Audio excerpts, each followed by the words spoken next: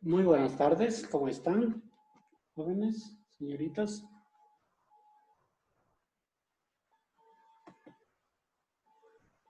Bueno, el día de hoy, Inge, buenas noches, buenas noches. ¿qué tal? Buenas noches. El día de hoy vamos a conversar sobre dos temas. Uno sobre un sinnúmero de definiciones referentes al tema de semillas y el otro es sobre nuestros sistemas ancestrales de agricultura. ¿Ya? Entonces, primero vamos a empezar por unas definiciones, unos conceptos que me gustaría tenerlos claros antes de empezar cualquiera. Antes de continuar con la materia. Iniciamos nosotros con la unidad 3, que son tradiciones ancestrales.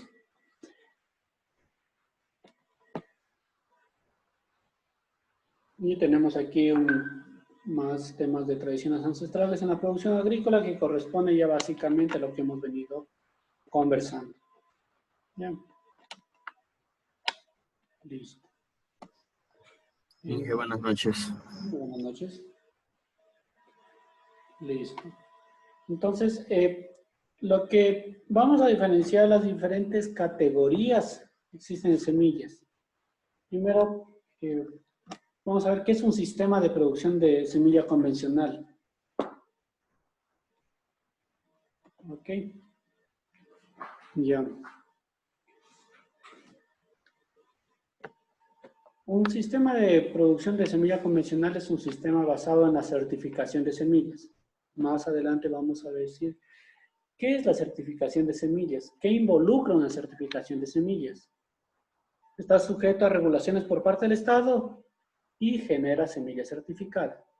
Entonces, la certificación de semillas en sí incluye un procedimiento en el cual garantiza que tal semilla pasó por un proceso de calidad y que cumple con todas las normas reglamentarias de un determinado país. Básicamente, el sistema de producción de semilla convencional se basa en la semilla certificada. La semilla certificada es la que ustedes van hacia un almacén agropecuario, van a un sitio de expendio mayor de semillas y encontramos ahí semillas ya con su pureza muy definida y con todos los estándares de calidad. Una semilla, un sistema de producción de semilla convencional. Lo contrario, ¿qué es un sistema de producción de semilla no convencional? Entonces, es lo contrario. Es el que todavía no ha logrado ser certificado. Un sistema practicado por personas, ya sea normativamente dicen naturales o jurídicos. Naturales, cualquier persona individual, o jurídicos, cualquier una institución o una organización que tiene o está reconocida ante el Estado. O un colectivo, una comunidad, o un pueblo ya también puede generar, o una nacionalidad. Que normalmente, ¿qué hacen? Producen, reproducen, intercambian, comercializan, venden, prestan, mantienen su semilla bajo diferentes modalidades. Entonces, esta es una semilla no convencional. Dentro de las semillas no convencionales, la normativa del Ecuador ha categorizado lo que son la semilla campesina. Todo lo que les acabo de decir se refiere a la semilla campesina. Y dentro de la semilla campesina hay dos categorías. La semilla campesina nativa y la semilla campesina tradicional. Entonces, hasta aquí, ¿qué hemos visto? La semilla certificada, el sistema de producción de semilla convencional que se basa en las semillas certificadas, que se lleva un proceso normativo de calidad y de calidad, de pureza y de todos estos parámetros. Y la semilla Buenas noches. Buenas noches. Y la semilla que no es convencional, que en sí es la semilla campesina. Ok. Y dentro de la semilla campesina o no convencional, que no es certificada, existen dos categorías. La nativa y la semilla tradicional. Ok. Vamos a continuación ya. Entonces, la semilla campesina pertenece al sistema no convencional, como habíamos dicho, de producción de semillas e incluye la semilla nativa y la semilla tradicional. ¿Qué es una semilla nativa? Las semillas nativas son todo el material reproductivo, ya sea sexual, asexual, vegetativo, que mantiene la capacidad de reproducción, que es originario y es propio, es autóctono, y que más que todo ha sido domesticado, lo han conservado las comunidades, lo han cuidado, lo han criado, lo han utilizado, lo han intercambiado, ya sea los pueblos, las comunidades, las comunas, nacionalidades, acorde a sus saberes y culturas, cuyo uso, conservación, calificación, intercambio y promoción y protección corresponde a las personas. Y todo ese tipo de colectividades con el apoyo del Estado. La ley de semillas del Ecuador ampara todo esto, reconoce todas estas semillas que han sido conservadas por todos los pueblos, nacionalidades, las reconoce como una semilla nativa. ¿Ya? En sí, la semilla nativa es un patrimonio de los pueblos y nacionalidades. Parte de los recursos genéticos para su alimentación, para la agricultura. Y su componente, digamos, su componente genética, nadie puede apropiarse por ninguna razón. Es un bien, un patrimonio colectivo. ¿Ya? Por ello, la ley de semillas, ¿qué dice? Se prohíbe la apropiación del conocimiento colectivo asociado de los recursos fitogenéticos para la alimentación y la agricultura. Por ejemplo, alguien encontró una semilla de quinoa que tiene un sabor delicioso, que es muy suave, que no se... Bueno, un sinnúmero de características tanto en el cultivo como en el sabor en mesa.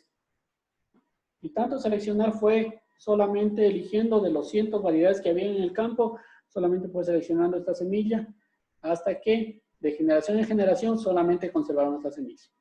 Ese conocimiento ancestral, todo ese tiempo que fue de generación en generación, tiene un valor intangible, pero ni tan intangible, un valor tangible, que es en sí ya el producto de la semilla.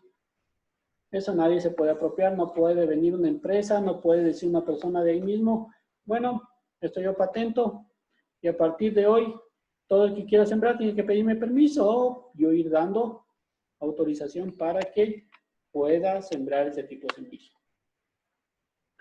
Semilla nativa no solamente se refiere, el término semilla no solamente se refiere al producto de la flor, que sí, normal, botánicamente es la semilla.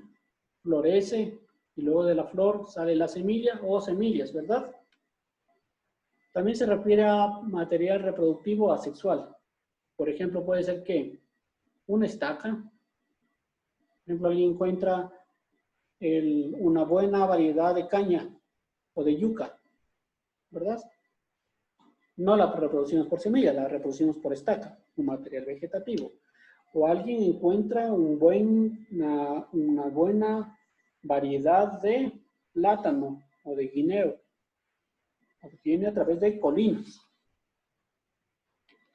Entonces, se refiere a todos estos tipos de materiales.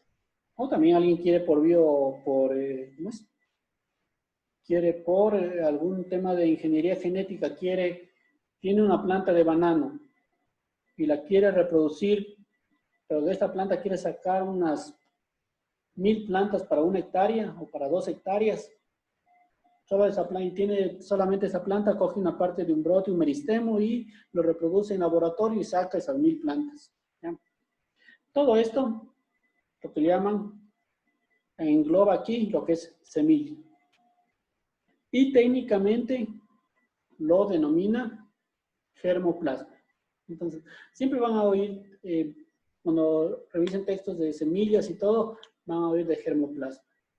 Germoplasma significa cualquier parte del material que tiene ADN y a partir de eso podemos reproducir. Germoplasma puede ser una semilla, puede ser un tallo, un colino, un meristemo, puede ser un injerto, una yema, un brote, cualquiera de estos materiales reproductivos viene a ser un germoplasma. ¿Okay? Entonces, hagamos un recuento. Semilla campesina, según la ley de semillas del Ecuador, solo me refiero al tema Ecuador, caso Ecuador. Semilla campesina, dos tipos de semilla, la nativa y la tradicional. Semilla campesina nativa, semilla campesina tradicional, o solamente abreviado semilla nativa, o semilla tradicional. ¿Qué es la semilla tradicional? ¿Ya? Es la semilla... ¿Dónde está la tradicional? Más adelante la tenía, se me perdió. Ya le veo. Ahorita se me confundió. Pero bueno. ¿Qué es la semilla certificada? Hablábamos de semilla certificada. Es la que al inicio dijimos pertenece a los sistemas productivos convencionales. Y la semilla que ha cumplido un proceso técnico de producción, beneficios, todas las actividades que vienen luego de la cosecha, que asegure su calidad genética. Calidad genética significa que si yo tengo un maíz de tales características, es la calidad genética. Y la semilla que me dice ahí, siembro, me va a salir tal como me lo especifican en el contenedor de la semilla. Calidad fisiológica que puede germinar, que no esté muerta, básicamente. Que tenga una pureza. Me dicen que esta semilla de un maíz, de un maíz color amarillo, todo va a ser de amarillo y del mismo grano, del mismo sabor, del mismo contenido. Y condición fitosanitaria. Condición fitosanitaria, ya que no esté enferma y no esté tampoco con impurezas. Así como la verificación de la productividad. Alguien dice, este maíz me rinde el doble este maíz me rinde tantos quintales, 120 quintales por hectárea. Y verificamos en campo, bajo tales condiciones, bajo tales técnicas, tiene que producir lo que dice ahí. Ya. Eso en sí es una semilla certificada.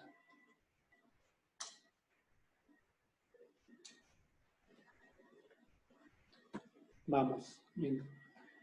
Otras categorías de semillas. Hasta aquí vamos haciendo mejor un recuento, viendo con quiénes estamos presentes. A ver. Para no perder la idea. Listo. De acuerdo a mi registro. A ver. Vamos empezando por el último de la lista. Gary Zambrano, ¿está ahí? ¿No? Edgar Pesantes. Presente. Ah, listo. Presente. ¿Cómo está? A ver, le pregunto. ¿En qué se clasifica la semilla campesina?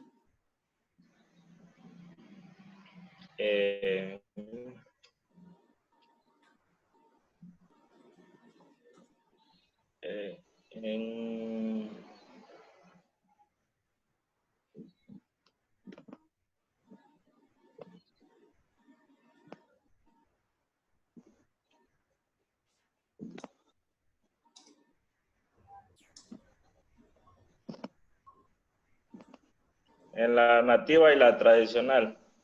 Exacto. Muy bien. Continuemos con... Bien. Luis Darío Muñoz. Sí, aquí presente. Ya. Ok. ¿Qué es una semilla certificada? La semilla certificada es la que tiene un proceso para realizar la siembra. ¿Ya? ¿Qué más? ¿Qué nos dice cuando hablamos de la palabra certificada? ¿Qué nos quiere decir? Se le dice, este producto es certificado. ¿Qué significa? Se tiene que estar bajo un laboratorio o alguna empresa que certifique que esa semilla es buena, va a dar un buen Ah, producto. en sí, la certificación, ¿qué es lo que más certifica una, qué es lo que más, qué característica certifica la calidad en todo su aspecto, ¿verdad? Sí. Entonces, eso en sí se refiere cuando es un medio certificado. Ya.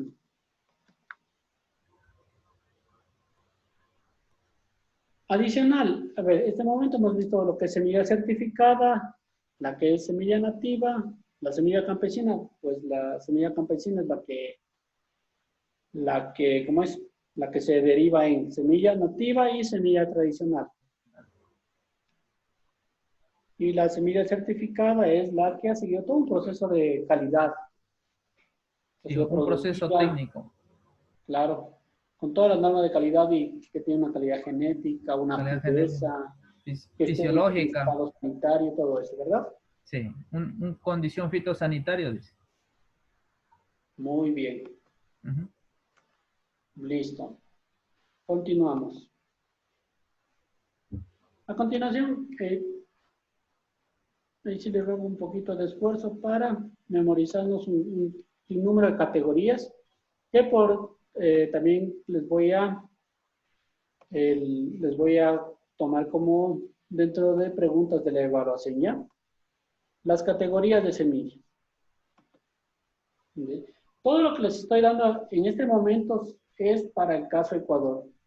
Y todo esto se encuentra ¿dónde? En la Ley Orgánica de Agrobiodiversidad, Semillas y Fomento de la Agricultura.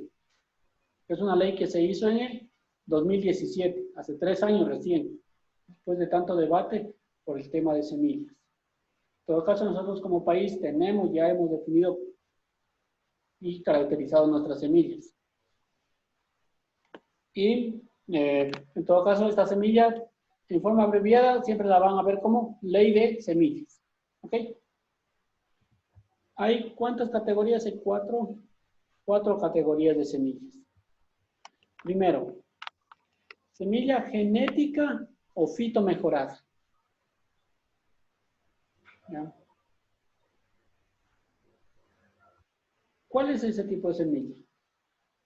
Así como el nombre lo dice. La que ha pasado un proceso de mejoramiento. Les digo un caso de mejoramiento, de fitomejoramiento.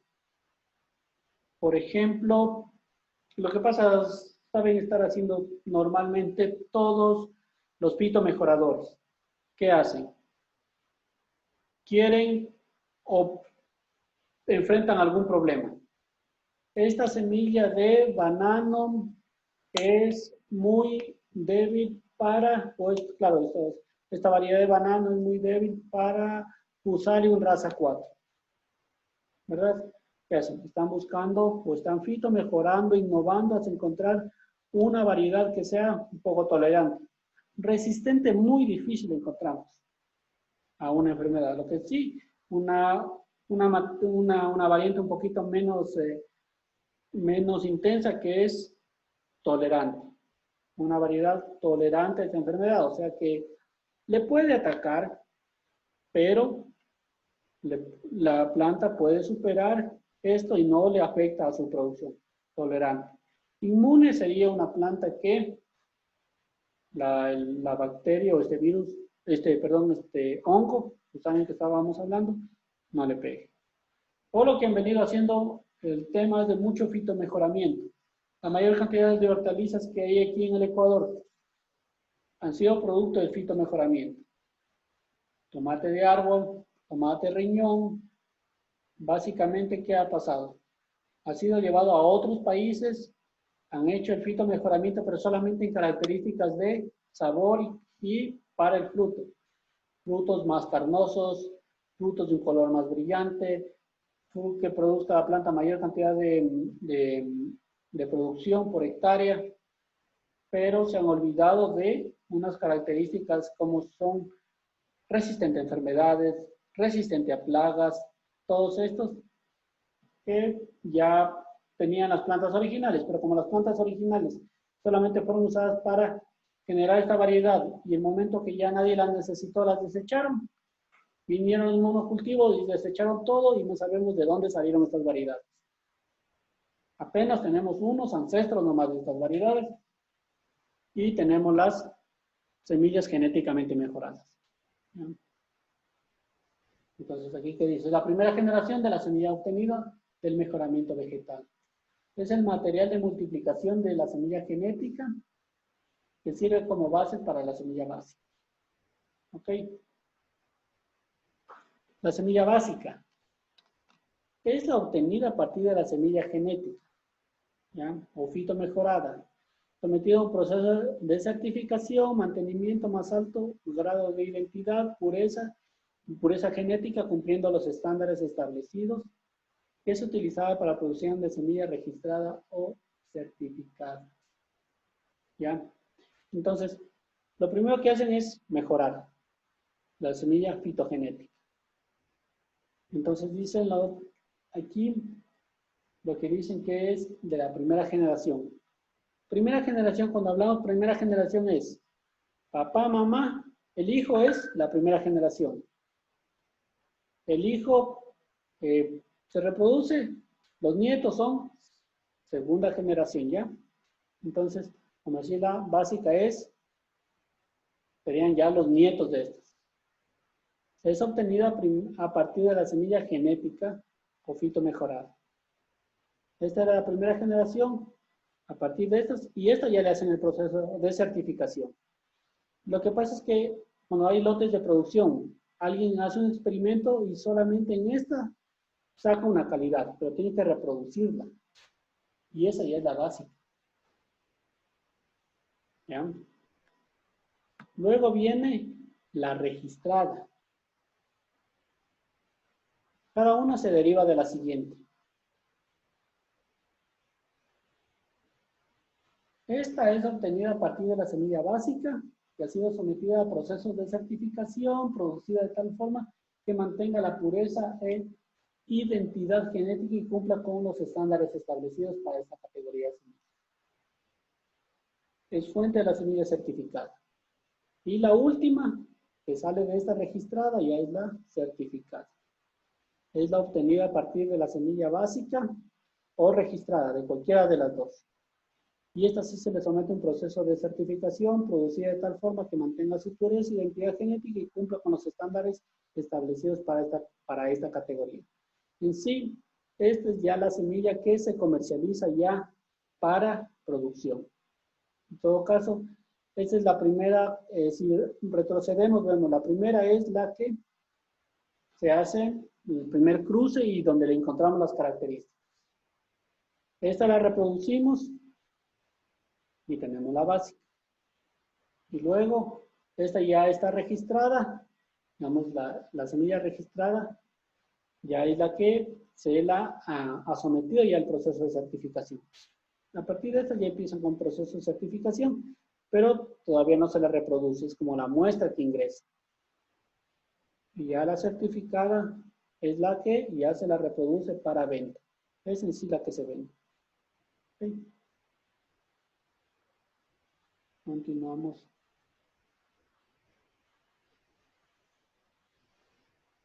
También es necesario saber los sistemas productivos no convencionales. ¿Ya? Normalmente, lo que nosotros hemos visto, ¿qué hemos visto? Sistemas productivos ancestrales, ¿no es cierto? Todos estos que venían de los pueblos y nacionalidades, los que hemos estado viendo, la chacra andina, la chacra amazónica, esta finca de los pastos, la ajachuar, todas estas fincas ancestrales. Sistemas productivos ancestrales. Sistemas productivos convencionales, básicamente, ¿qué son? los monocultivos. Los sistemas convencionales de banano, de rosa, los que conocemos, que se aplica primero un monocultivo y luego luego el monocultivo se aplica un paquete bien elevado de fertilizante, riego y un sinnúmero de más insumos, ¿ok? Convencionales. Ahora vamos a ver los no convencionales. Son los sistemas productivos agropecuarios biodiversos basados en el uso de bioinsumos producidos a partir de los recursos disponibles de la finca. Se inspiran en el funcionamiento y ciclos de la naturaleza. Ingresan los saberes ancestrales y los conocimientos modernos. Promueve el diseño y manejo sustentable de los agroecosistemas a través de integración de cultivos, crianza de animales, especies y todos los componentes como el manejo ecológico del suelo, agua, recursos naturales, biológicos y mecánicos. Se orienta preferentemente a la agricultura familiar campesina y consecución de la soberanía alimentaria. Es decir, los no convencionales son los que no son monocultivos, pero engloba todo un sinnúmero, una palabra muy genérica. Eso es no convencional. Y el sistema productivo tradicional, este es el que mezcla, además de todos estos biodiversidad y todo, mezcla tecnologías actuales y saberes ancestrales, ¿ya? Es lo que más encontramos aquí. Básicamente los encontramos en, ¿dónde? En las áreas rurales del Ecuador, en las pequeñas producciones. ¿Ok? Sistemas, sí. Esto era en cuanto a los sistemas productivos, a los conceptos de semillas y sistemas productivos que existen aquí en el Ecuador. Todo esto está en la ley de semillas, agrobiodiversidad y fomento a la agricultura. No sé si tenemos alguna inquietud antes de continuar con la siguiente presentación.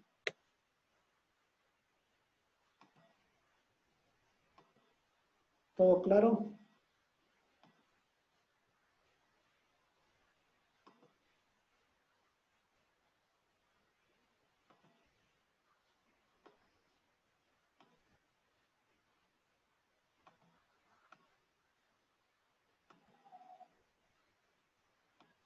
Ok.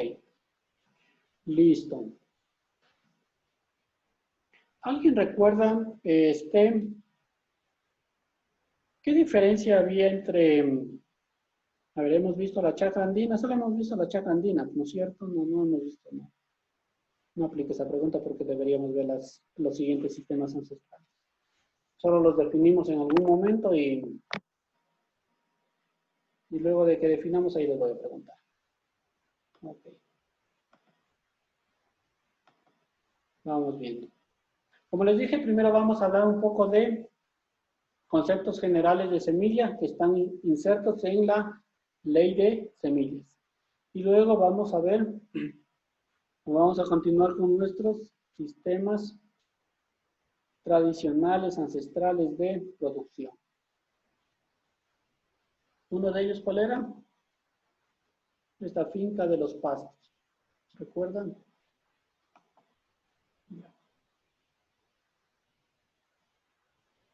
¿Esta dónde estaba? Estaba ubicada en la parte sierra norte del Ecuador. Ahí teníamos. Se llama finca de los pastos y por el sector donde están las personas que le decían esta gente es del pasto o de los pastizales. Y esta palabra quichua que es guachu y rosado de la acción de rozar, que es la práctica, ¿ya? Entonces, este sistema agrícola ancestral tiene una tecnología de labranza mínima. Labranza mínima es en cuanto tiene menos cantidad de remoción del suelo sobre todo y quitar la maleza y todo esto. Entonces, esto es una tecnología de labranza mínima de origen milenario, de hace miles de años, basado en la rotación de dos cosas, el cultivo de papa y pastizal para la crianza de vacunos. Este cultivo de papa y pastizal para el ganado, este siempre hubo. La crianza de vacunos ya vino con los españoles. Pero en todo caso, esto ya es algo, un sistema productivo ya un poco no convencional, pero que ha sido ya rescatado de algunas prácticas milenarias.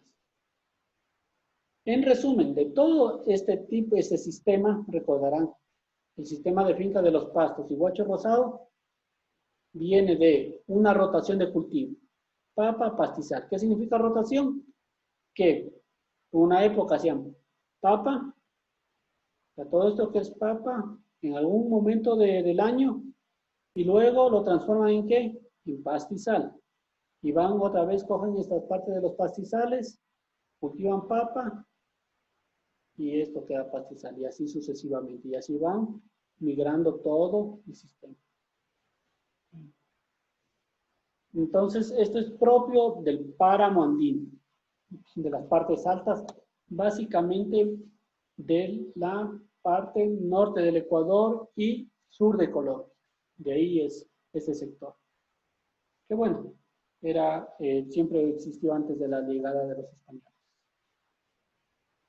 Como decimos, es un complejo agro-silvopastoril. Además de practicar la rotación de papa y pastos, también hay un sistema de forestal, con lo cual es un sistema agro-silvopastoril que también incluye dentro del sistema.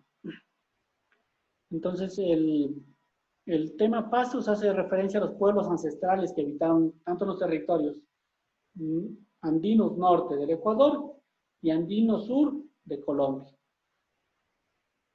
Carchi en Ecuador, Nariño en Colombia. Ya, entonces esta práctica y la práctica de labranza, es el Huacho Rosado, se aplica en forma manual con un apero específico, un tipo de asadón o pala de concute, que es básico para hacer este tipo de corte en el pasto. Que tiene un sinnúmero, o sea, esa práctica es tan simple que le hacen en todo el suelo, pero tiene unas ventajas agronómicas, ambientales, económicas y alimenticias. Aquí está. ¿Ya? Entonces ahí, pues, de manera didáctica, está cómo lo hacen.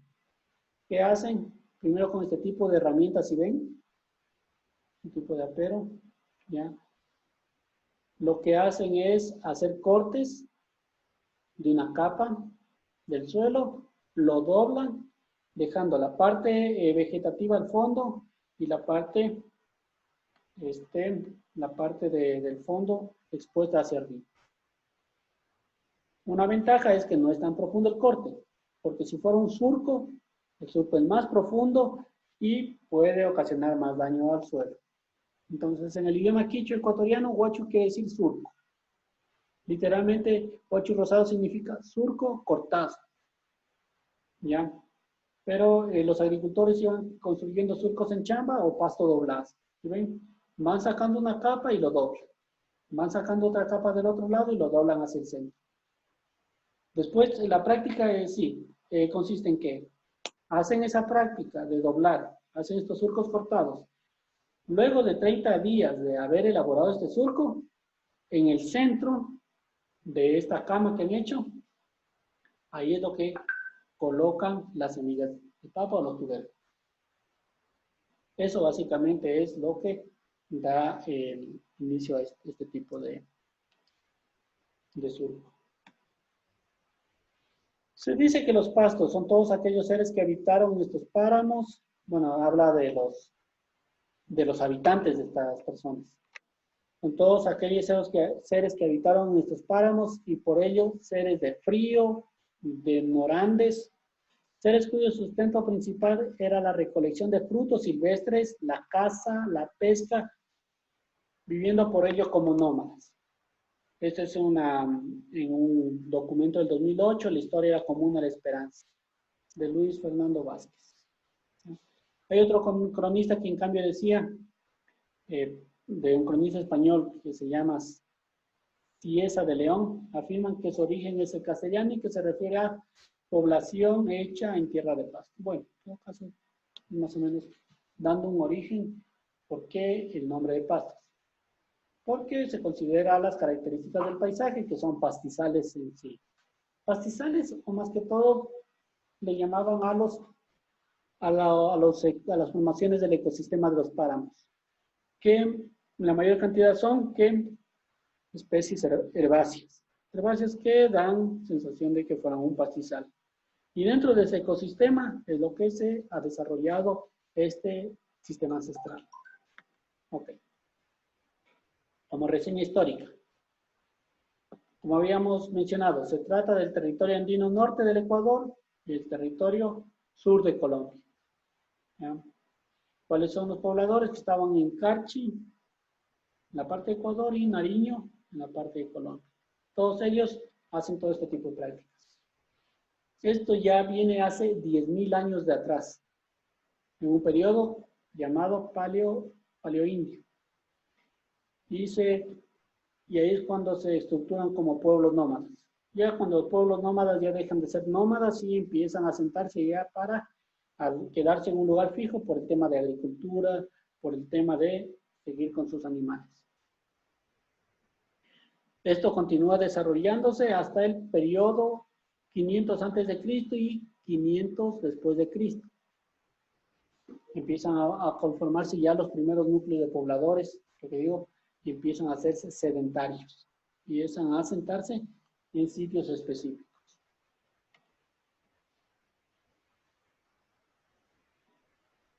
Ya. Esto era antes del arribo de los españoles. Y antes también del arribo de los españoles, habían estos ecosistemas. Y los vamos viendo por niveles del suelo.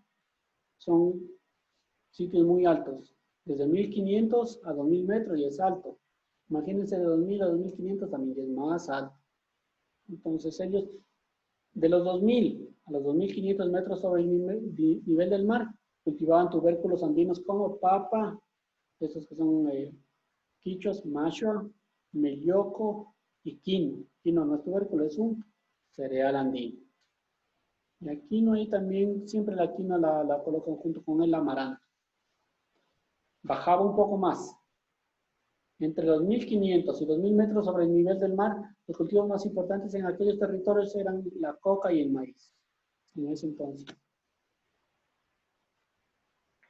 ¿Cuál era la clave de este sistema productivo? El tema de rotación de cultivo, asociación, rotaciones, generaba periodos de descanso.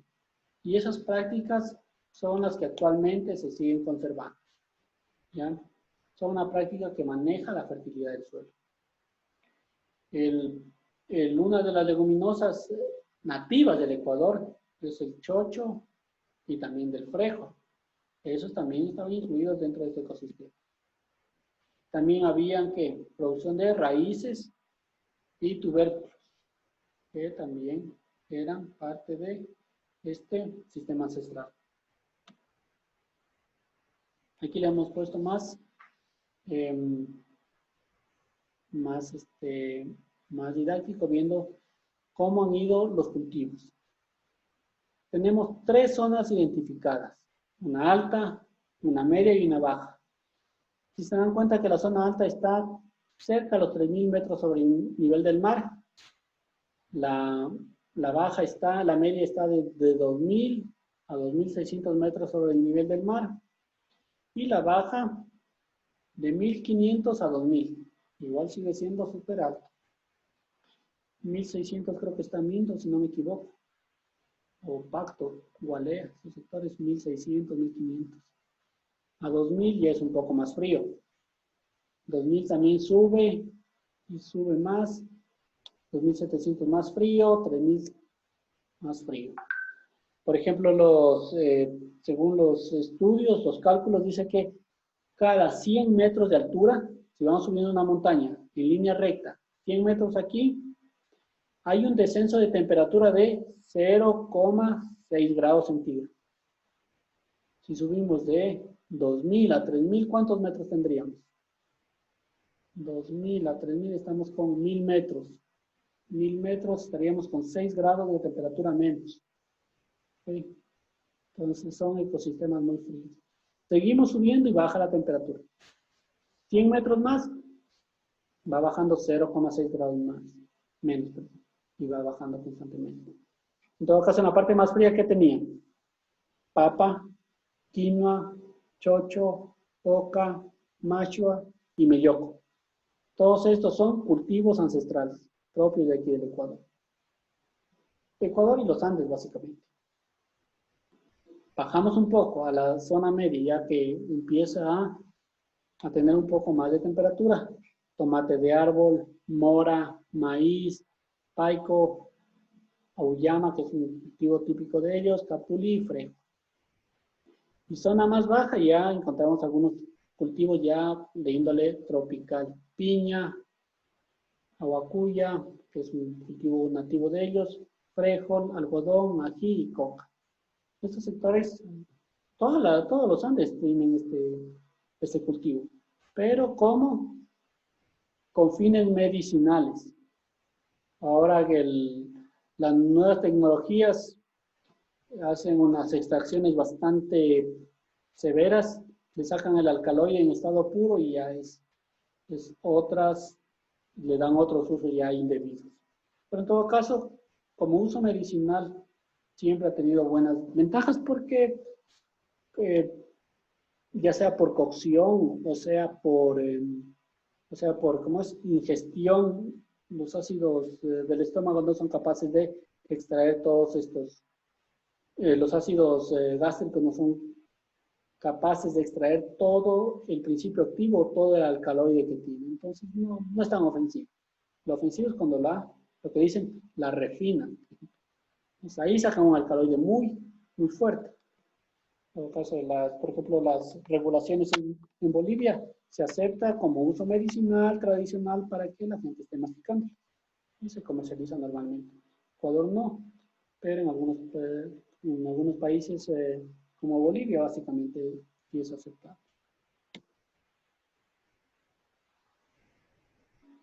¿Cómo es lo que la evolución de las labores culturales? ¿Qué actividades hacen dentro de esta tecnología? Veamos. Primero, se lo usa para convertir un pastizal en cultivo de papa. Que dijimos que era una rotación. Papa, pastizal, papa, y así sucesivamente. O también un cultivo de un tubérculo andino que es el melloco. O también de este otro tubérculo, oxalis, u oca. ¿Ya? Un tipo de rotación. Después de lo que lo transforma en cultivo de papa, perdón, cuando los agricultores continúan 1 o 2 ciclos consecutivos de papa, ¿ya? Lo hacen 1 o 2 ciclos de descanso, donde colocan ¿qué? Los pastos raigras o forraje para ganado lechero y el carne, lo que le hacen en la actualidad. Ya ocasionalmente, antes de la conversión de pasto a otros cultivos, pueden traer otra rotación. Pueden llegar este tipo de cereales, como trigo, maíz, o también estas leguminosas como frijol y la bici, o arveja. Todo este tipo de ciclos le hacen dentro de este tipo de labores culturales. En sí, como se dan cuenta, el tema pastos es por el nombre de las personas que vivían en esos pastos, en sus pastizales o páramos, y el tema de Huacho era por el tema de la técnica de labranza de tierra y por la técnica de rotación. Rotación y asociaciones. Rotación es el tiempo y asociaciones en el espacio. Aquí estamos viendo las ventajas. Por ejemplo, ellos son tradicionalmente productores de papa. ¿Cuáles son las ventajas que tenían para este cultivo? Primero, una reducción bastante significativa del gusano blanco, una plaga muy agresiva para su cultivo. ¿No? Y por lo tanto, ¿cuál es el beneficio? Que tienen menor uso de insecticidas. ¿Ok? Pueden hacer 300 por esta misma razón, porque usan menor cantidad de insecticidas, pesticidas y todo, pueden hacer 3 siembras continuas de papa, en comparación a un sistema convencional, que solo pueden hacer 2. Eso ya es lo que ellos comprueban ya en campo. Por lo tanto, tienen menos problemas de enfermedades causadas por hongos y bacterias, tizón tardío, fitóptora, tizón tardío o la lancha de la papa. ¿Han oído? La fitóptora infestan debido a mejorar la aireación y liberación de excesos de humedad.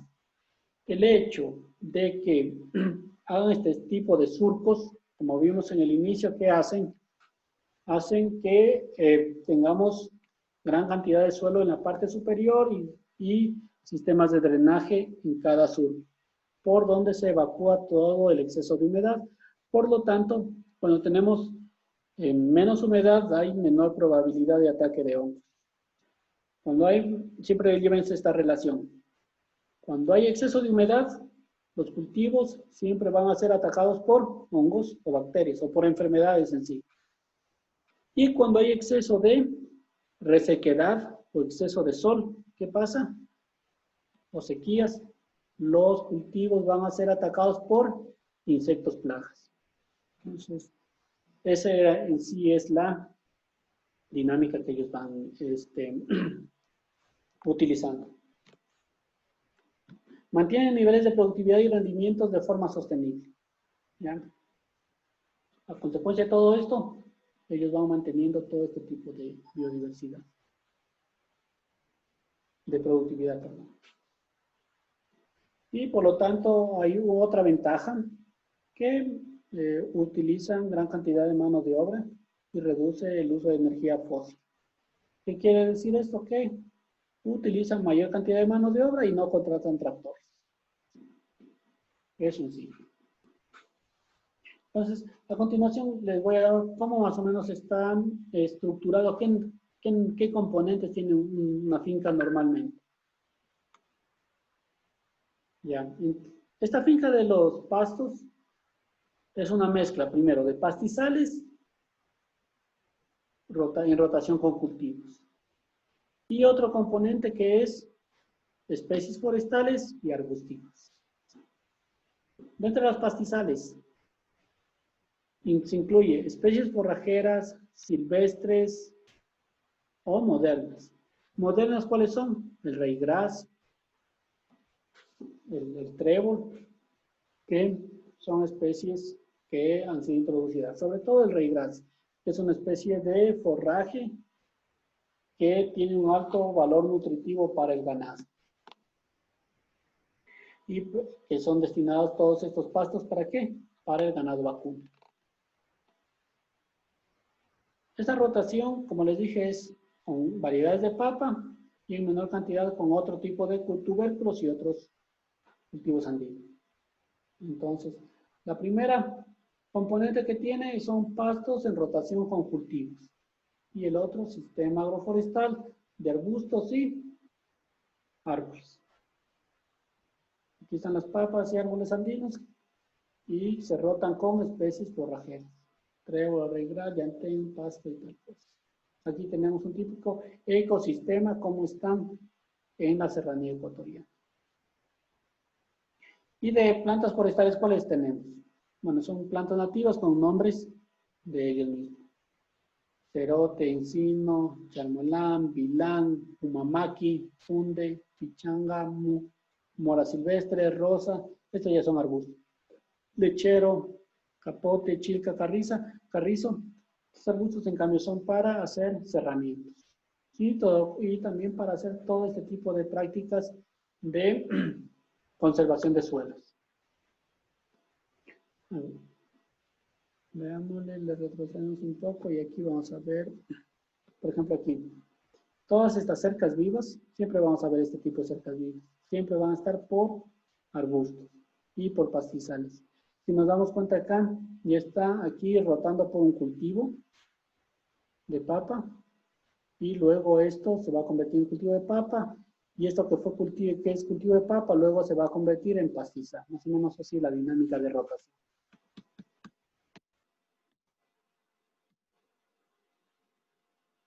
Aquí está de otra finca. Si ven ya como está muy cerca de las montañas, ya está el pastizal. Tienen ganado. Básicamente esto es ganado de leche. Son, ¿cómo es? Especies, la mayoría son especies criollas de la Holstein. No pueden utilizar las especies puras Holstein porque son muy sensibles al ataque de plagas y todo esto. Entonces, aquí les he esquematizado. Componente forestal, ¿para qué sirve? Las funciones del componente forestal. Primero, para sombra para ganado, cercas para linderos, para madera y leña y para refugio y aves. ¿Por qué son tan importantes las aves? Perdón, sí, está sensible la pantalla. Todos estos animales que mantienen el equilibrio. Una cantidad de aves desempeñan una gran una función ambiental. Por ejemplo, se alimentan básicamente de insectos, gran cantidad. Entonces, sí, de alguna manera sí mantienen los equilibrios. El pastizal, básicamente, ¿para qué es? Para crianza de ganado. Que, como son pastizales jóvenes, no solamente son, porque en otros sitios de la sierra tenemos pastizales que son de 10, 15, 20 años. No sé si es en la región Josa también, me imagino que también son similares. Entonces tenemos suelos demasiado compactados y pastizales que ya no producen como deberían producir. El hecho de que aquí se los va rotando cada 3, 4 años, este pastizal se convierte en cultivo de papa y luego este cultivo de papa otra vez se convierte en pastizal.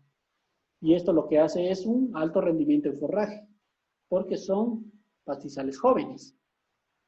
Otra función que también tienen es la siembra de plantas medicinales, una diversidad de plantas medicinales. Y también para el huerto familiar. La mayor cantidad de sistemas productivos siempre tienen un huerto familiar que siempre son patio trasero a las casas o cercano a su casa, donde ahí tienen hortalizas, verduras y legumbres. Aquí, ¿sí les dije cuál era la diferencia de hortalizas, verduras y legumbres? Hortalizas son todos los cultivos que se producen en un huerto. Y legumbres son todos los granos secos, aquí granos secos, que se producen en un huerto. Granos secos como frijol, arveja, como habas, pero que sean secos. Porque si los granos son tiernos, pasan a la categoría de hortalizas. ¿Y verduras qué son? Verduras son un tipo de hortalizas, pero donde se consumen sus tallos u hojas verdes. Viene la palabra verde. ¿Ya? Entonces, hortalizas son todos los frutos que existen, el tomate, la zanahoria, la papa, cebolla, ajo, todo son hortalizas. Dentro de esa categoría están las verduras. Por ejemplo, solo los que se le comen la parte verde. La coliflor, la lechuga, la cebolla, la cerda, todas estas. Y legumbres son las semillas de las leguminosas secas. Y también el huerto familiar que también tiene crianza de aves criollas y cuyes.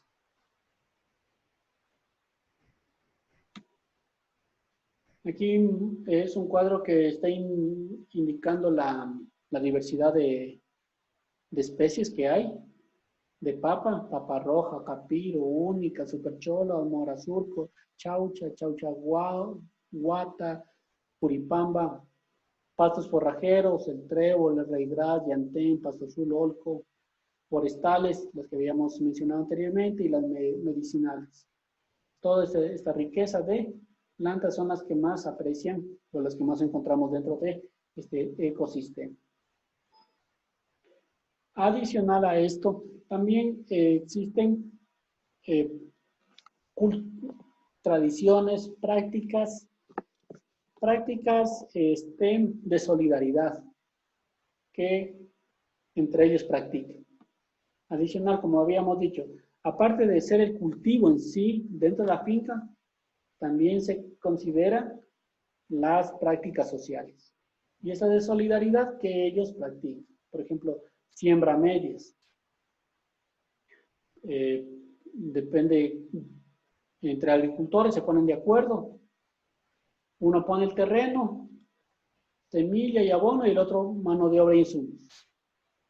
Y la cosecha en partes iguales, a medias. ¿Ya? Entonces, hay otra práctica que ellos le llaman diezmar. Entonces, un agricultor que tiene poco capital o recurso económico, ¿qué pone? Solo pone el terreno. Solo presta su terreno, y el otro agricultor pone todo. Pone semilla, abono, mano de obra, insumos, y el que prestó el terreno de la cosecha solo lleva el 10%. Y el restante lleva los, ¿cómo es? El otro que puso el resto de insumos y mano de obra. Son prácticas solidarias y más que todo se basan en la confianza. No están en acuerdos escritos, sino que en tratos donde la palabra tiene mucha validez. El prestadía, el agricultor presta o solicita días de trabajo a sus vecinos y luego le devuelve la misma cantidad de días trabajados. Por ejemplo, en una actividad de siembra que se necesita gran cantidad de mano de obra, pide 10 trabajadores, y luego esos 10 trabajadores, o esos 10 días trabajados o 10 días de jornal, va a devolverle en cada una de las fincas del que le ayudó en esa actividad. Otra práctica que también en esta parte que practican es la escogida en cosecha. Por ejemplo, el propietario contrata personal, y además del pago que le da, cada uno escoge un quintal del mejor producto de papa y al último se la lleva. También hay esta palabra ¿cómo es? Que es quichua y propia de ellos, payacuan, que es un tema de solidaridad nada más. Es como un regalo, como una ofrenda. ¿Qué hace intercambio? Que alguien va a visitar a una persona, le da un regalo y en retribución le entrega una porción de cosecha. Y esto es todo lo que les tenía para comentar en cuanto de este sistema ancestral. Listo. No sé si tienen alguna inquietud respecto a lo que hemos visto ahora, o también respecto al curso.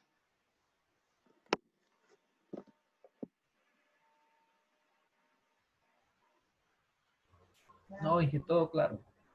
Ya, muy bien. Recuerden, hay un foro que está para el día, ¿qué día quedamos con ustedes? El miércoles. Para que por favor participen. Sigo sin entender por qué todos no participan en el foro. Están, ¿cómo es? Les va a bajar bastante la calificación los que no participan, porque no voy a tener puntaje para irles acumulando. Entonces, les rogaría que por favor participen en el foro. ¿Qué más tenemos pendiente? Todo el foro. Ah, ya. Algo quería conversar con ustedes, ¿cierto? El tema del autoinstruccional. ¿Qué día, no sé, martes o miércoles o viernes, podríamos reunirnos para ir analizando cada uno de los temas? Ustedes ya me enviaron el borrador, ¿no es cierto? Sí. Otra cosa que siempre me olvidé preguntarles, ¿Ustedes tienen directiva? Sí. ¿Cuál es el presidente? François Basur. François. ¿Y está François? Así es. François. Entonces yo de hoy en adelante me voy a, ¿cómo es? Voy a contactarme con él para hacer, como decir, el canal oficial para que a través de él ir direccionando cualquier comunicación. Entonces, díganme, en esta semana, a través de su presidente, comuníquenme qué día, ya sea martes, miércoles o viernes, para conversar del auto instruccional. Porque ustedes ya enviaron el borrador y quiero conversar más que todo ante todos de algunas observaciones o aportes para poder mejorar este documento, y cualquier inquietud que tengan ustedes también poder expresar para que nos salga un trabajo un poquito más estructurado. ¿Ok? ¿Ustedes clases tienen el martes? No. ¿Miércoles? Solo lunes, jueves y sábado. Ya. Entonces, sí. Pónganse de acuerdo, la verdad. Pónganse de acuerdo y me comunican, pero me comunican, por favor, ¿ok? Ya hay. Listo. ¿Tienen algún Bueno, ingeniero. recurso? Listo. Ok, muchísimas gracias y hasta luego. Hasta luego. Gracias. Hasta luego. Hasta luego. Que esté bien. Todos. No se olviden de participar en el